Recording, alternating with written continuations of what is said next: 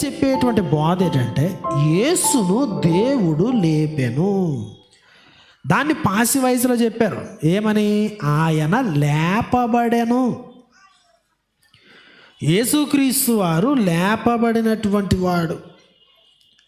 ఆయన్ను దేవుడు లేపుట ద్వారా గణపరిచాడు. మీరు సిలువ వేసినటువంటి యేసును దేవుడు లేపెను. మనుషులు చేయగలిగింది ఏంటంటే సిలువ వేయడం. మనుషులు చేయగలిగింది ఏంటంటే ఒక వ్యక్తిని హ్యూమిలియేట్ చేయడం, అంటే ఒక వ్యక్తిని చాలా అవహేళన చేయడం, అవమానపరచడం, నలగొట్టడం, చంపగలరు. అంతకుమించి ఏం చేస్తారు? ఏం చేయలేరు. మనుష్యుడు ఇంకొక మనిషిని చేయగలిగింది ఏమన్నా ఉంటే యేసుని ఏం చేశారో అదే చేస్తారు. ఏం చేస్తారు? వాళ్ళకు నచ్చకపోతే ఏదైనా చేస్తారు. మీరు సిలువ వేసినటువంటి యేసును మీరు చంపేశారు, మీరు అప్పగించారు, మీరు తడిగుడతో పేగోసినారు. ఆయనకి పండుగలో ఆయన్ని ద్రోహం చేసి చంపేసినారు. కానీ దేవుడు ఏం చేశాడు? లేపాడు. నా ప్రియ సహోదరి సహోదరులారా గమనించాలి. యేసుక్రీస్తు వారు దేవుని కుమారుడని ప్రభావముతో దేవుడు నిరూపించాడు. రోమీయులకు రాయబడిన పత్రిక 1వ అధ్యాయం 1వ పారాగ్రాఫ్లో ఉంటుంది. దేవుడు హెచ్చించాడు. ఫిలిప్పీ పత్రిక 2వ అధ్యాయంలో మనకు తెలుసు, క్రిస్మస్లో ఎక్కువ ధ్యానం చేస్తుంటాం. అన్ని నామముల కన్నా పైనామమును ఆయనకు అనుగ్రహించాడు.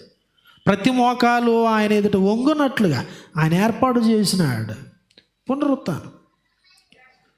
పునరుత్థానము అనేసరికి ఈ విషయాన్ని ఎప్పుడు మర్చిపోద్దు. మనుషులు హేళన చేసి, ప్లాన్ చేసి, డబ్బులు మార్చుకుని, లంచాలు ఇచ్చి, ఇంకోటి చేసి మొత్తానికి ఆయన నమ్మి కొని ఇంకోటి చేసి, సభలు ఏర్పాటు చేసి, రహస్యంగా పునరాలోచనలు చేసి, అబద్ధ సాక్షులు పెట్టి, ఇట్లా చేసి అట్లా చేసి, హ్యూమిలియేట్ చేసి, అండ్ ఫిజికల్గా అబ్యూస్ చేసి, తప్పుడు రూమర్స్ని క్రియేట్ చేసి, ద్రోహం చేసి, ఈవెన్ ఏదంటే గవర్నర్ గారిని సైతము కేకలతో గెలిచేసి ఆయన్ని చంపించినారు. వాళ్ళు శోధించినారు. నువ్వు దేవుడు కుమారుడు అయితే దిగిరా అని హేళన చేశారు. మనుషులు అట్లా చేస్తారు. దేవుడు హెచ్చిస్తాడు, దేవుడు లేపుతాడు. ఈ సత్యము యేసుక్రీస్తు వారికే కాదండి, మనకి కూడా అప్లై అవుతుంది.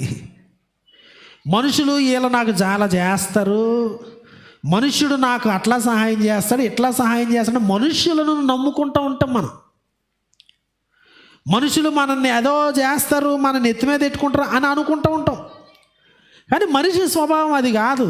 ఈరోజు కాకపోతే రేపొద్దునైనా ఈ లోకంలో నిన్ను హెచ్చించేది, నిన్ను గణపరిచేది, నిన్ను నిర్దోషిగా నిరూపించేది ఒకే ఒక వ్యక్తి. ఆయన ఎవరంటే దేవుడు.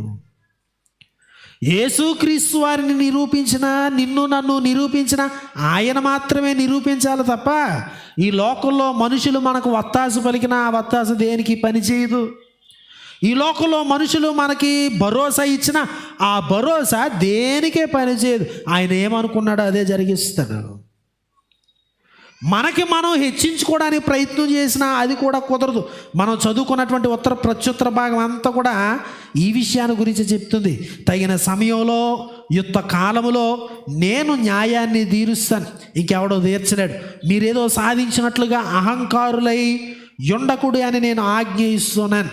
పొగరబట్టిన మాటలు మాట్లాడొద్దు. 6వ చరణం చూడండి, 75వ కీర్తన 6వ చరణం. తూర్పు నుండి అయినను, పడమటి నుండి అయినను, అరణ్యము నుండి అయినను హెచ్చు కలుగదు. దేవుడే తీర్పు తీర్చువాడు. ఆయన ఒకని తగ్గించును, ఒకని హెచ్చించును. Promotion comes neither from the east nor west. తూర్పు నుండి పడమర నుండి రాదు. మరి ఎక్కడి నుంచి వస్తుంది? దేవుడే తీర్పు తీర్చువాడు. ఆయన ఒకని తగ్గించును, ఒకని హెచ్చించును. ప్రమోషన్, హెచ్చింపు, ఉన్నత స్థితికి వెళ్ళడం ఎవరిస్తారు? ఎవరు నియమిస్తారు? దేవుడు నియమిస్తాడు, దేవుడు ఏర్పాటు చేస్తాడు. ఈ లోకంలో ఎవరు కూడా దాన్ని చేయలేరు అనేటువంటి విషయాన్ని గమనించాలి.